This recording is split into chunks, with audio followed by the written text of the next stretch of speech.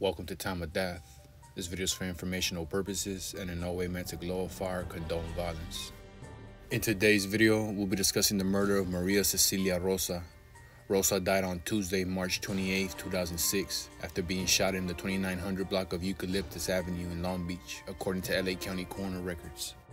Frank Gonzalez and Justin Flint were subsequently arrested and charged with the murder. The following is the evidence at trial. On March 28, 2006, G. Wizar left work and returned to his home on Eucalyptus Avenue in Long Beach just before 6 a.m. The weather was cold, rainy, and overcast. As he approached the front door of his house, Wizar noticed two young men riding bicycles. The men turned their heads and made eye contact with Wizar and continued on their way without slowing down. The shorter man was riding a small bicycle and wore a cap on his head. The taller man was riding a 10-speed bicycle and was either bald or had a closely shaven head. Wizar entered his house and minutes later heard gunshots. The gunshots sounded as though they had been fired from a small caliber gun, possibly a .22. Wizar went to sleep but was awakened by his mother at approximately 7 a.m., who informed him that there were several people and police outside. Wizar told officers at the scene what he had seen and heard. He described the two young men on bicycles as Hispanic.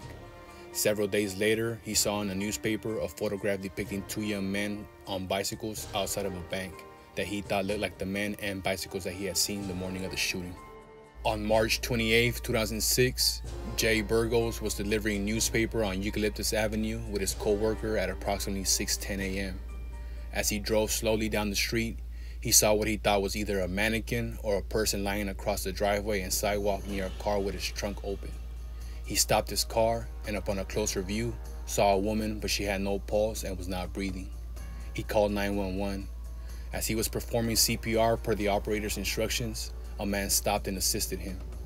Burgos then knocked on the door of the adjoining house, later determined to be the woman's home, and a man exited, followed by Sheriff Deputy Jenny Martin, who was crying and yelling. Paramedics arrived and transported the woman to the hospital. The woman lying on the ground, Deputy Sheriff Maria Cecilia Rosa, has sustained 2 bullet wounds from a .22 caliber weapon and was dead on arrival at the hospital. One bullet entered her shoulder bone and lodged in a muscle. The second bullet entered her abdomen, lacerated her colon, pierced the aorta artery and inferior vena cava blood vessel, causing massive internal bleeding and death.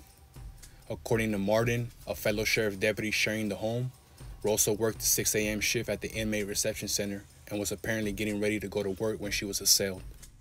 Strewn across the interior of Rosa's car trunk, officers found Rosa's purse, her wallet, her badge, and her unlatched holster. Officers also recovered a 9mm semi-automatic Hetzler and Koch handgun from the trunk. There were 6 rounds in the magazine and 2 bullets jammed in the weapon. One bullet had stovepiped out of the ejection port and another round was jammed partially into the chamber underneath the stovepipe round. Police recovered a small bicycle from in front of a house a short distance away from the scene of the murder. DNA recovered from one of the bicycle's handle grips was a cold hit for Frank Gonzalez. A DNA sample Frank Gonzalez later provided while in custody proved to be a match to the DNA taken from the bicycle. In an effort to find the assailants, officers collected video surveillance recordings from bus lines and businesses in the area of the murder. Videotapes from a Bank of America located near the scene of the murder, recorded between the hours of 4 and 7 a.m. on March 28, 2006, yielded 3 photos of 2 young men riding bicycles. Based on the DNA evidence and information obtained by confidential informants, law enforcement personnel began to focus their investigation on Frank Gonzalez and a man named Justin Flint. Detective O'Dowd aided the LA County Sheriff's Department in conducting an undercover operation involving the 2 suspects, who were both incarcerated on charges unrelated to Rosa's shooting. The record does not disclose when or the circumstances under which Flint became a suspect in Rosa's murder. In any case, sometime in mid-August 2006, officers transferred Flint from Delano State Prison in North Kern County, where he was serving a sentence on an unrelated robbery conviction, to the LA County Jail, ostensibly to participate in a lineup. The LA County Sheriff's Department arranged for Flint to be placed in a holding cell where undercover officers were placed in his cell posing as fellow inmates. The conversations with the undercover officers were secretly audio and videotaped. Segments of conversations from the many hours of video recordings were played for the jury at trial. In one segment, after Gonzalez walked past the holding cell accompanied by deputies, Flint said, someone had to say something because fucking just out of the blue they're gonna fucking call both of us for a lineup. The undercover officers then asked whether he told anyone about the shooting, whether there were witnesses, or whether Flint or Gonzalez had perhaps left evidence at the scene.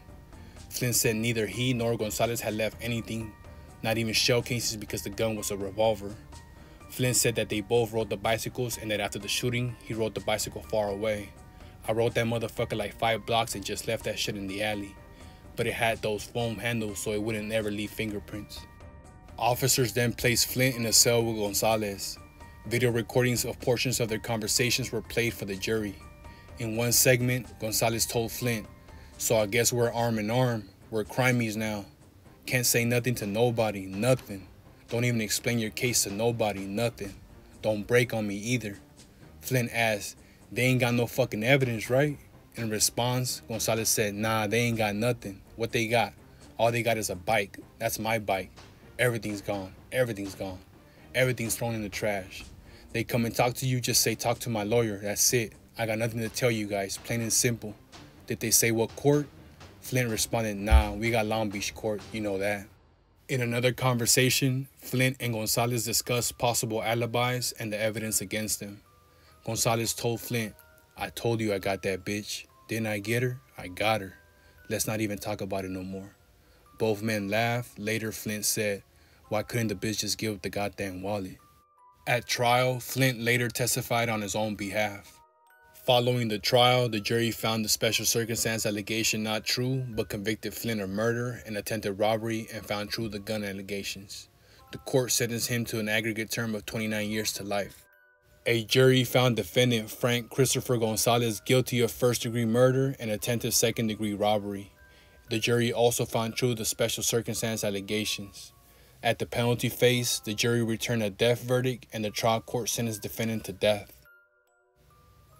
Maria Cecilia Rosa was 30 years old at the time of death.